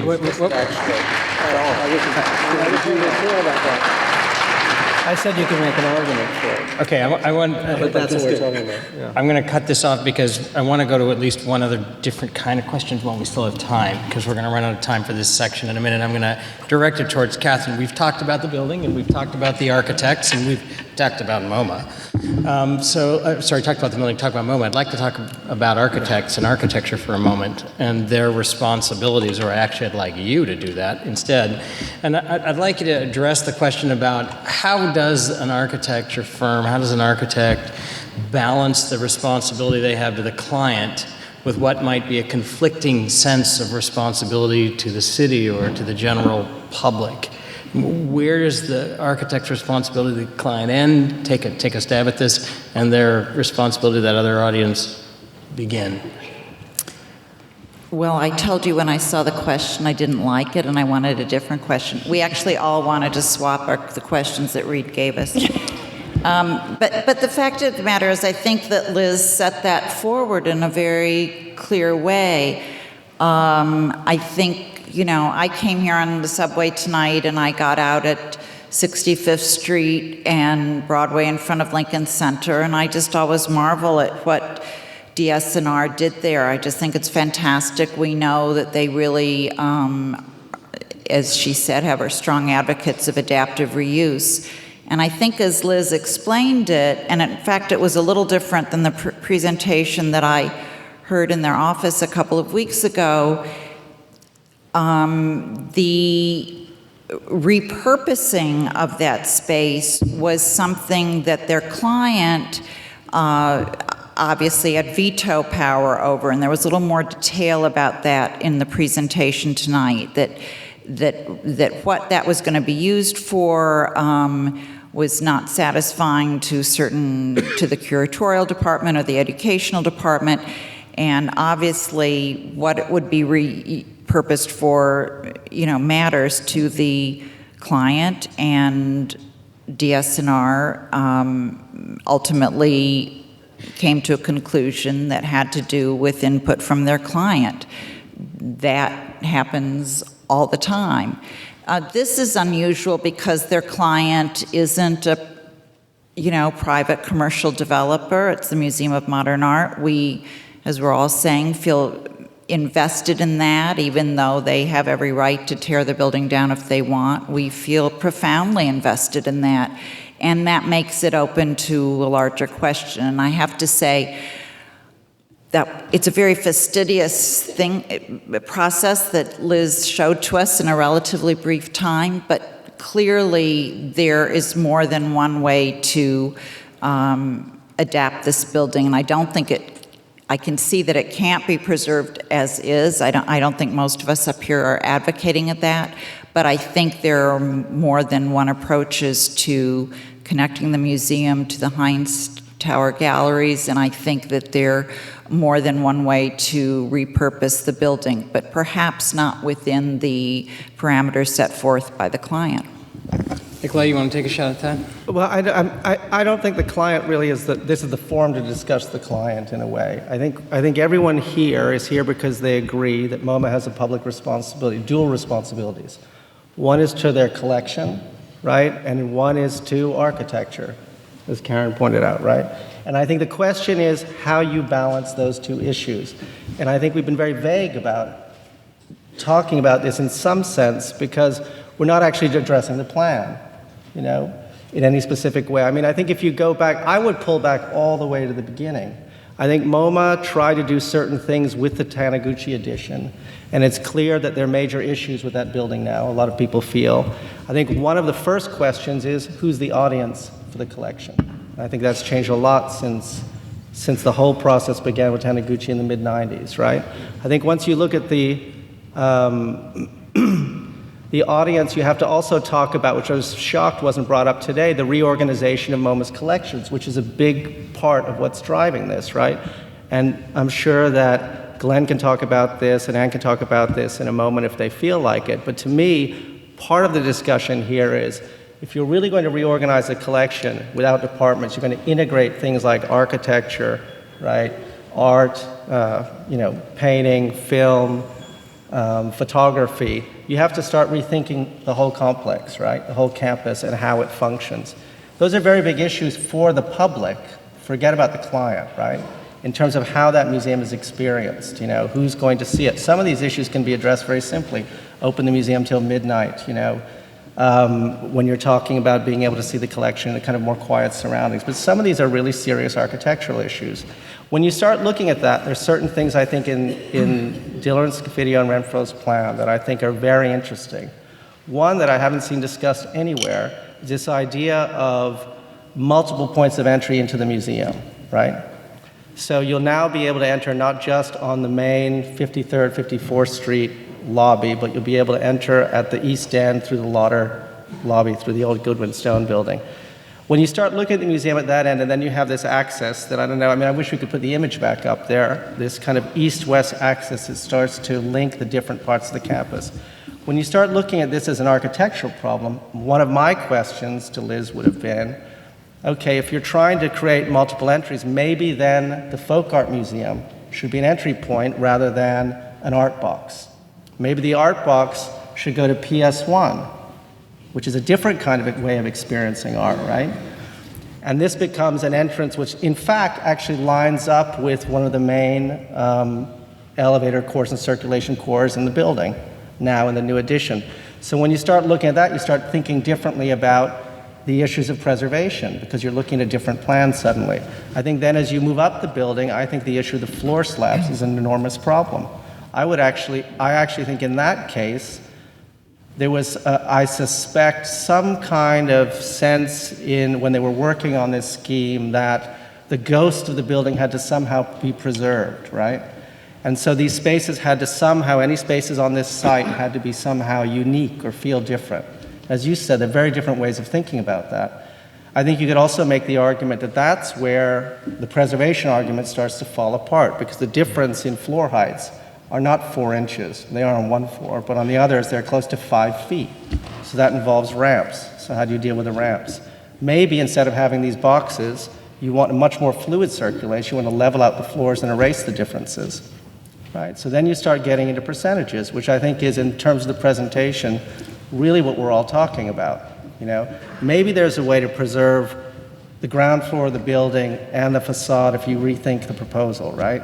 And yet as you go up, you can't preserve the rest. Maybe the whole thing has to come down. But I think that what you really have to look at is the most boring part of the discussion, which is architecture, which is the hardest thing to talk about. It's much sexier to pull back and talk about big issues about preservation, which, it's an important topic. But on the other hand, I think in the end, it's the boring questions that allow you to really come to concrete conclusions about what parts of this building can and can't be preserved. And until those questions have been really clearly answered, I think it's very difficult to come to real conclusions about this thing. And I just to add, I would have, again, gone back to the beginning in this conversation and started with a question about what MoMA's priorities are in terms of the future. Yeah, I just want to say that I was a little stunned when you said you wanted to go back to the beginning, and the beginning was Taniguchi. I mean, Taniguchi is 10 years ago. It's not the 1880s. And so I just think it's important to have this scale of time that we're talking about as well in all of this. And what are the changes and what can be predicted and what can't be predicted? Well, by Taniguchi, I obviously meant the campus up to that point. I wasn't just talking about Taniguchi, right? So okay, let's versions of it. We need to draw this, unfortunately, we have to draw this to a conclusion, this section, because we've got another group of 500 or 600 people that I know have turned in lots of cards. So what I'd like to do now is ask each of you, and maybe starting with Stephen, to just give us a concluding comment or two. And I really do want you to keep your time to just a minute or so, in order so we can move on to the next section. So Stephen? I think one of the most regrettable things about the way in which this whole set of issues has come to the fore is that talking to your mic directly. Sorry, I was just saying I think that one of the most regrettable aspects of the way in which this entire issue has been discussed is the kind of treatment that it's had in the press, and a discussion which I can only say has been an all or nothing, a kind of Manichaean debate. And I think that if this forum serves a purpose, it's precisely what was suggested in some of the last comments, that there are any number of ways to think about meaningful preservations of elements and fragments of urban history. And that as long as we insist on a kind of winner-take-all or all-or-nothing solution, we're not beginning to talk seriously about the obligations of institutions and the expectations of the public that support them. Thank you. Karen? I guess I would say that there's been a lot of thoughtful discussion here and in the press, some of it less thoughtful than others, and we've heard a lot of different opinions. And for me, within all of that, there's some essential facts. And I keep kind of going back to those facts because some of the facts don't add up, and that always makes me uneasy as a fan of facts. Some of the basic issues contradict each other. So for me, it's fact number one, MoMA owns the Folk Art Museum. And it pains me to say this, but they can do whatever they want with it. And if I were a betting person, I would bet that they're going to tear it down in its entirety. And it's their right to do so. They don't need our permission. There is not an entity in the city that's powerful enough or interested enough to intervene, as far as I can tell. So that's the first fact. The second fact is that MoMA started a Department of Architecture in 1932, and that, from what I understand, was based on Alfred Barr's initial vision of a multidisciplinary museum. And that Department of Architecture has been a strong advocate and steward of architecture for all those many years. And so to me, the mission of that department, the fact of that department, and the fact that MoMA will probably tear down this building are collide in some way. Because there is, for me, a disconnect between a cultural mission and a kind of institutional real estate plan. I would expect, I guess, Walmart to tear down the building if they owned it, but I expect something better from MoMA. So I realize when I say tearing down, I mean, we're losing some of the subtlety of all of the discussion of what it means to tear down, keep, not keep, but since I have to be brief, I'm speaking in generalizations.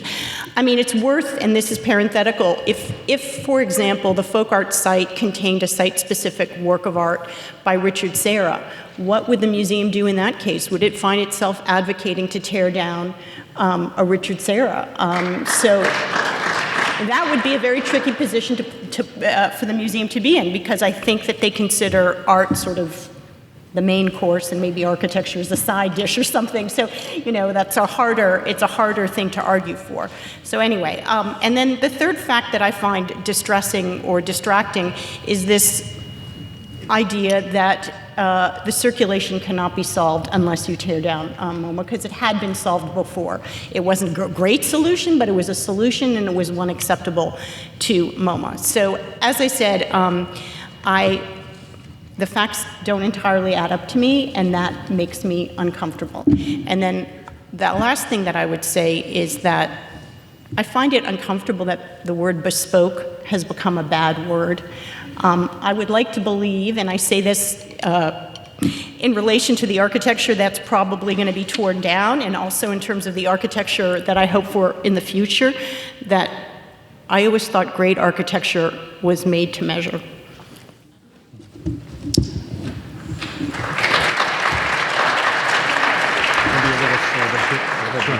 So I'll be short. Well, in conclusion, I guess we have a little bit more. I'd say that. Oh, sorry. I say, I think what's for me, the sum of our discussion is that, this is clearly, and Liz said it. This is a building that stakes out a very strong position. And it is at odds with the desires of MoMA's board. For me, it's unquestionable that it is a significant building, whether you agree with what it stands for or disagree with what it stands for, because there are a lot of architects out there for whom this building is irritating, and there are a lot of architects for whom this building is enticing. And I think so it's not about whether we like it or not. So I want to sort of remove that from the table.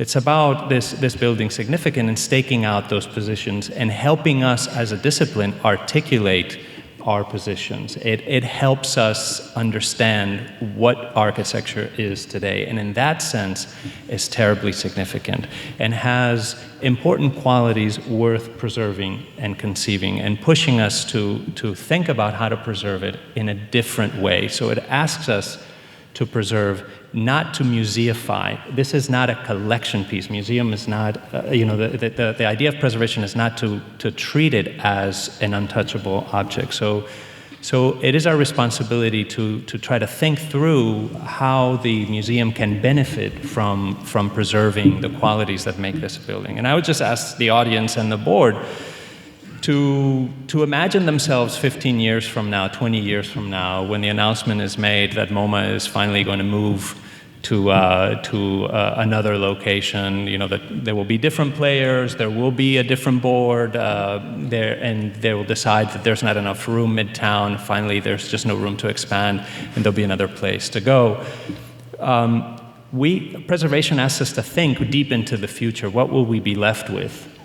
And I think that's ultimately what I think the board should be thinking about. What will they be leaving the city as a work of architecture when they, as MoMA, move on? Here, and then we will finish. You on the last. I'll try to be brief, but I guess I think there's a cloud hanging over this because I've already had kind of, had plenty of time to make my argument about the building and the campus in general. But I think there's a cloud hanging over this whole discussion, which just popped in my head when Karen was speaking about the whole issue of the public process. And I think one of the things that I think has made this such a charged conversation is because, and I think also of the New York Public Library, a similar kind of issue, is the way information comes out, when the public is invited to take part in the conversation, when it's not. And a sense generally in New York City that the public has been kind of pushed out of decisions about its city's future, cultural future, architectural future, and things like that. And I do think that in a perfect world, what I would love to see is these bigger discussions discussed up front in a public forum, you know? And then from there, the public invited to participate at different stages along the way. And I think one of the things that happens with all of these projects, and it has to do with development considerations, political considerations, is the public is invited into the process very late and therefore feels helpless, voiceless, you know. And I think that's something that's a kind of a bigger issue that has to be addressed in the city. And I don't know if we would end up with coming to a different conclusion. It's a separate question. But I think it's something that on some level, there has to be more pressure to kind of change the system in terms of how these decisions are made. Perfect. Thank you. I agree. Kathleen, finally. Well, I will only take a very brief time to say that I think all my colleagues on the panel have been very eloquent. Look at this as an incredibly difficult, painful, clearly not simple. We can see that. But I do think two things. First of all, I think we look to our cultural and academic institutions as stewards of history and values and shifting cultural values. And I think there are so many question marks over this fairly new building that's clearly significant, that clearly elicits strong emotions. And just like many works in the collection of MoMA, which were disparaged when they were first made and now are greatly appreciated, are now considered masterpieces, or even works in the collection that were purchased at a time when they were very excited to acquire them, and now, years later they go kind of, we have so many questions about this building. And to Jorge's point, what are we going to think in 10, 15, 25 years when it is gone?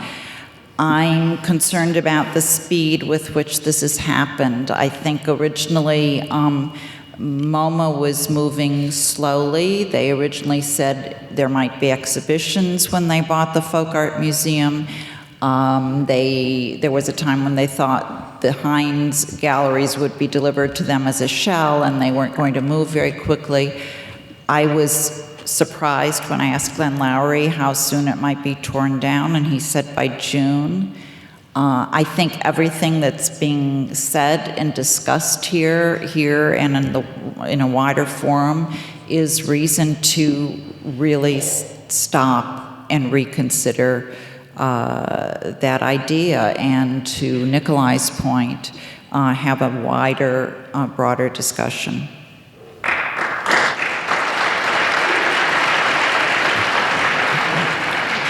Are there two chairs there? I think all right, so what I'd like to do now is ask Ann Temkin and Glenn Lowry to come join us at this end of the table. And Liz Diller, would you please take my seat? All right, we've got a series of questions here, and I think, not surprisingly, most of them are aimed at the other end of this table. So I'm not sure why you're letting the panel get off quite this easily. I thought they said a bunch of radical, crazy things you could have picked on, but no. We're going to, I think, hear a little bit more from MoMA and possibly from Liz. I'm going to start off with a kind of plaintive general one, and this comes from Daisy. I just had to. Maybe she should stand. And Daisy worries that she's butchering part of a quote from Le Corbusier that says something to the effect of, "Life is always right, and when it seems unfair, try harder."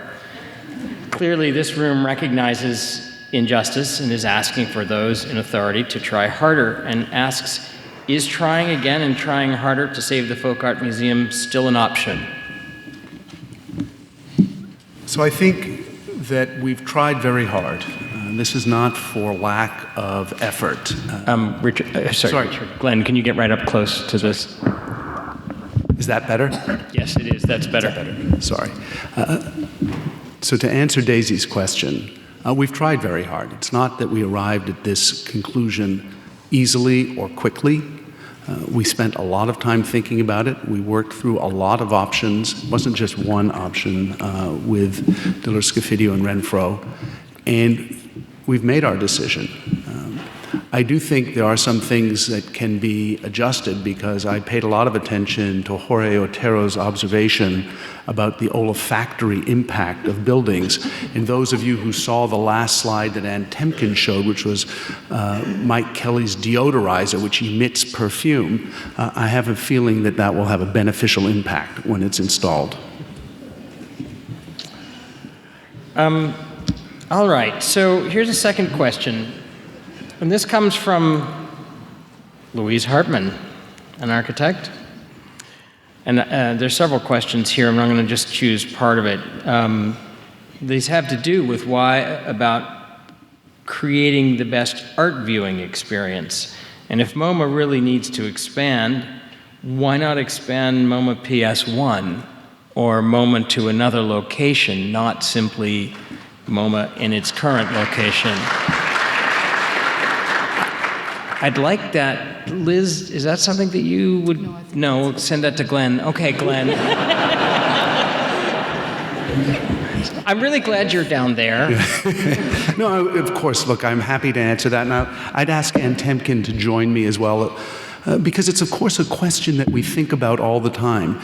You can't imagine the number of conversations that occur at the museum on a regular basis about the degree to which it makes sense to try and keep the collection whole within a single site, or the degree to which it makes sense to look at multiple sites. And we struggle with that, not just in the present, but we've struggled with that over decades. And I think the unique quality of the Museum of Modern Art, beyond the very quality of its collection, is the fact that it can show in absolute proximity the art of the immediate past, Picasso and Leger, Mondrian and Matisse, to just take a few examples, with the art of today, with what's happening right now. And it's the tension that that generates and the ability to lay out a history or histories that are whole that make it, I think, such a remarkable place. So if you start to imagine how you would divide it up, would you put, let's say, architecture and photography in Long Island City? Create a lot more space. But now you've divorced architecture and photography from the fabric of the rest of the collection. And if you start to say, let's slice a line down, pick a decade, 1950. Now suddenly, on what side does Picasso fall? Because his career continues a lot further. And the more you explore that, the more you think about it, the less satisfactory it is as a strategy. And while MoMA PS1 is an extraordinarily important part of the Museum of Modern Art, it is extraordinary precisely because it's an unprogrammed space, that it's not about showing the collection. It's about being able to do a series of experiments with emerging artists in particular, and you could never have an exhibition like Mike Kelly that's on right now, I don't think, in another museum in this city, because there just isn't the space. So I think one has to look at that idea of bifurcation or multiplication, and then ask, how would it actually work, and would it actually produce a better result? And I don't know, Anne, if you want to join in on that? Anne, you got to be right next to the mic. Okay. Just one more point on the Mike Kelly show at MoMA PS1. I think it's important to point out, too, the issue of time as well as space, because that's an exhibition that was offered to circulate in the U.S. at a point at which MoMA had already had a full calendar for at least 2 or 3 years. And the beauty of a place like MoMA PS1 is a year or less in advance they can say, yeah, why don't we just empty out our building a few months from now to host this thing that we at MoMA and MoMA PS1 think is really important.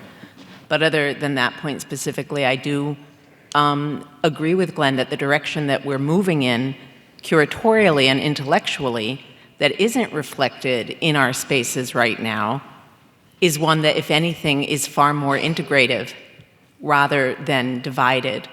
And so at this moment, more than any, the unity of the place feels primary. One thing that I would just say to just tie a thread from a previous comment, I don't know whether it was, I think it was Nikolai, that suggested maybe the Folk Art Museum could be used as an entrance for something, you mentioned that, for a new wing. And I learned a lot in this process, a lot around how MoMA thinks and its curatorial objectives.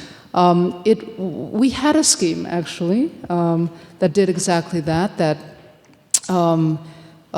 where the folk art was a circulation zone to Lahain's as a stack of temporary galleries. So we would remove temporary galleries from the rest of the museum and say collections were on one side, temporary exhibitions on the other. And that was seen by MoMA, and I think now I understand very well why, as a bifurcation of their audience, which would be that, tourists might go this way and New Yorkers would go this way.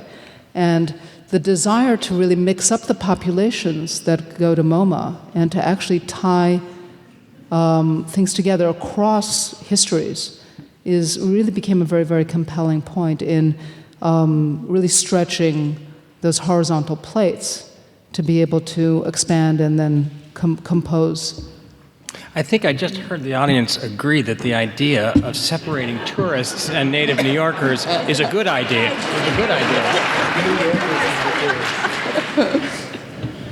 Xenophobic monsters. Control yourselves.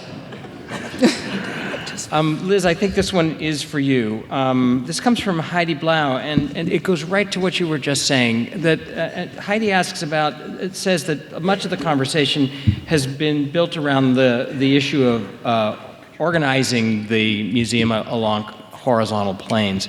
And she asks whether or not there was a consideration for looking at it more from a vertical organization instead, that might have relieved some of the difficulty that's present here. It's, in every museum commission or discussion that I've had, museum directors always want horizontality, simply to be able to tell a story in some way that is easy to navigate. In this case, the MoMA is displaying its collections in a chronology. And this is something that's important to them. And within those chronological stories, there are other stories and sub-stories. We could not find, so aside from the institutional desire and mandate to expand, those periods, those blocks of time, to fill in more work that is left out of those stories. But in addition to that, it's very, very, I can't imagine how you would really do service to the collection and to the curating of any shows by making vertical circulation. If folk art was entirely independent, and if there was no need for making that link, I suppose one could imagine a vertical strategy just for that building, but not for the rest of MoMA. That doesn't make sense. And it's just, I hate to be the person that's the logical person here, I mean, it's just like, like the service architects that bring you the logical solution about optimization of space and all of that. But it's truly impossible. For us, we would have not been able to follow through with a commission if there had not been an opportunity to make good galleries. And that's just a fact. That there is the hindsight by itself would produce really an impossible gallery situation. Why would we do that? Why would we? That right now we're criticizing MoMA for having circulation problems. Why make it such that the expansion makes no sense at all. So, it's common sense in a way.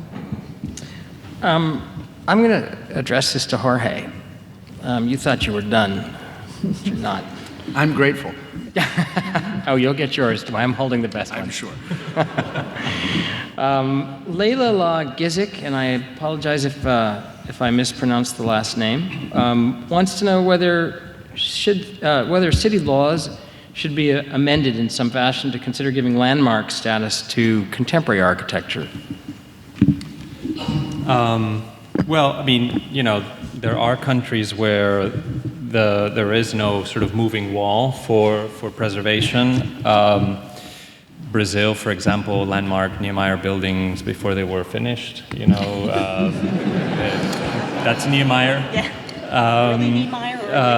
I don't know that they deserved landmarking some of the late works, but should we revise landmark designation? Yes, but probably this is not the reason.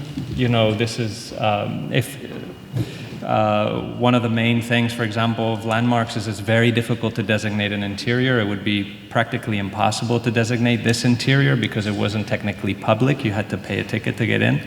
So you would only really be able to designate the facade. But that's what the New York City landmarks designates. That's the public interest, is the public street, what can be experienced from the public street. So it would, if we were to change the moving wall, we would be talking about preserving that facade, which I suppose could still be done and solve all the circulation issues and so on. But I think the landmarks preservation law always needs to be rethought. It has a lot of problems with it. So I would say yes, but this is not the major problem of the landmarks preservation law. Okay, thank you. I'm going to do two more questions. Not really sure who to aim this one at, but Liz, maybe you'll pick this one up. Idiosyncrasy, inefficiency, and expense were the reasons cited by the developers who wanted to demolish the High Line, and they were wrong. Does a cultural institution have a special rationale, or perhaps maybe a special obligation, that's my own words, for valuing idiosyncrasy, inefficiency, and investment in a manner that the private sector may not? Vishan Chakrabarty. And the book is on sale.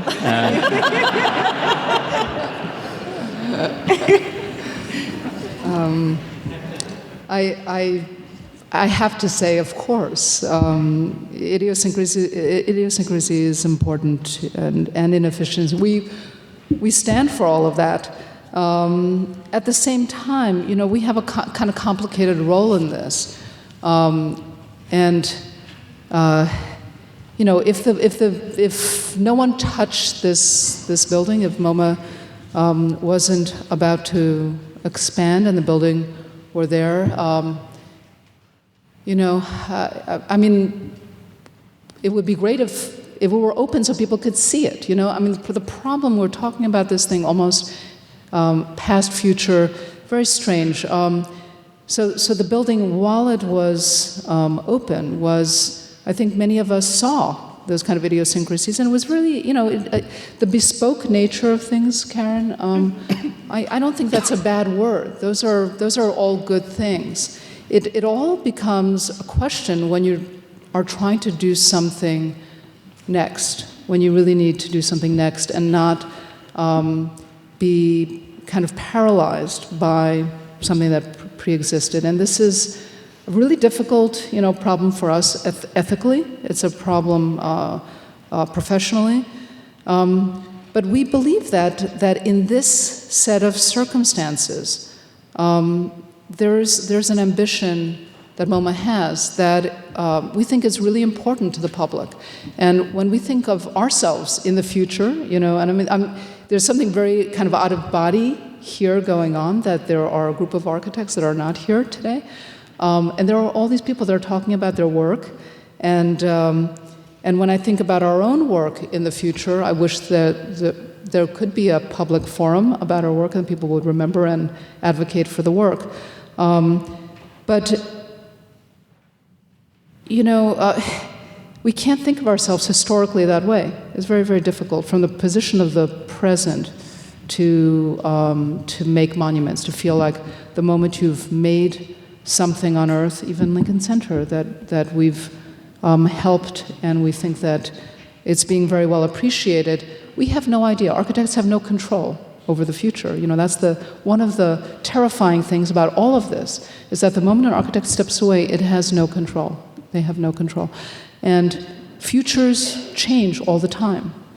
Clients change. In this particular case, the client abandoned the building. It's sitting fallow. We believe that MoMA has a wonderful opportunity here in this expansion. And if Folk Art Museum were left out, it would be easy. It would just be so easy to advocate without any gray area. That it's doing a really, really good thing forward. It's doing something, as critics of MoMA, it actually is doing a good thing forward that we would like to stand behind. And we're proud to be a part of this. And it's, you know, it's a damn shame in a way that you know, that the building is so obdurate, you know, that's all I could say. I mean, at a point, I just wrestled with my anger for the building itself, because if the building were less particular, it would be so much easier to be able to operate inside of it and to make the surgeries and the necessary changes. But the building very, very much resists it. So I think idiosyncrasy is great. In this case, in this very particular case, you know, it's irreconcilable with the future for MoMA.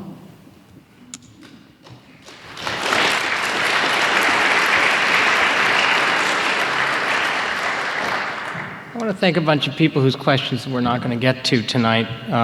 Many names I haven't seen, but I have at least 4 here. John Hyman, Nikita Pezanoff, Richard Gluckman, and interestingly, Matthew Baird, project architect for the Folk Art Museum. But I'm not. I'm going to ask a question from Andrea Manfred instead, which I think a lot of architects in the room have been thinking tonight, and this is for you, Glenn. And it's a tough one. And I think it underlies a lot of the questions that were asked tonight. And it touches on an editorial that my friend Ned Kramer wrote as well that posed the question slightly differently. But Andrea Manfred wants to know, why do you treat architecture differently than a work of art in MoMA's collection? Is architecture not considered an art? And don't you feel you're betraying your mission for safeguarding art in tearing down folk art? So,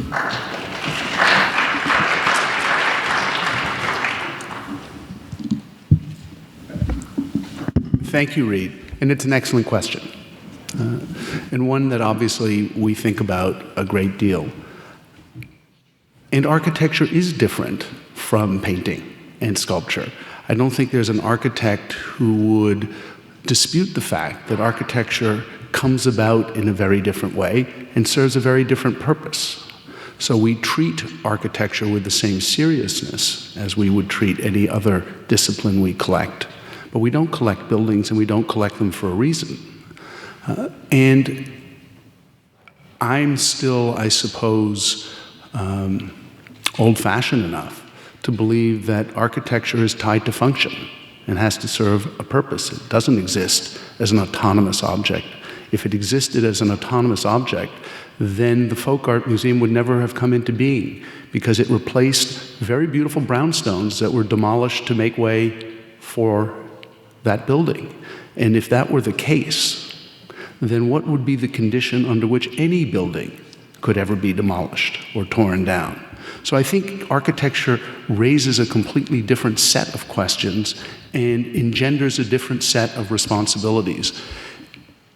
And I heard Karen clearly, and I know how you feel, and I know how many others feel here, because we all have emotional responses to things that move us, of course, and architecture has that ability. But I thought that the way Jorge Otero started to frame the complexity of what's involved in preservation, and I would flip that around, in use. Because I think the argument he was making wasn't that preservation exists in isolation, that preservation, however you defined it, is actually tied to function, the ability to give life to a building after its original owner or owners are no longer able to use it. So I see this as a very complicated issue, and I don't think you can simply say that architecture exists with the same autonomy and independence, divorced from function, that a painting or a sculpture does. They're not the same thing, even if we can value them similarly at a cultural level.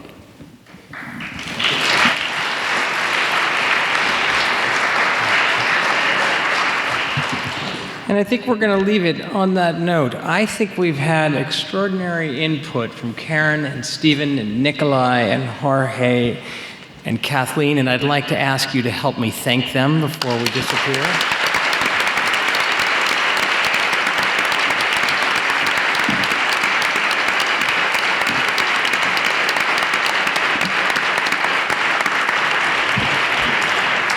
We need to thank again our good friends from the Architectural League, from the Municipal Art Society, and AIA New York chapter.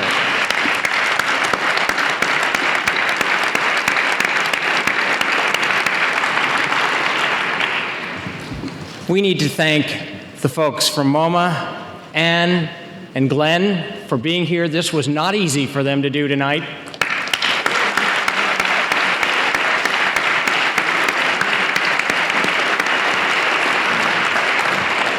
Peter Reed clearly needs to know that they need a different cleaning and freshening air scent for the museum moving forward, so you can pass that down. I want to stay, but I want to end by saying a particular and a special thanks to the person who I think might have had the most on the line here tonight, and that's Liz Diller, representing her whole firm.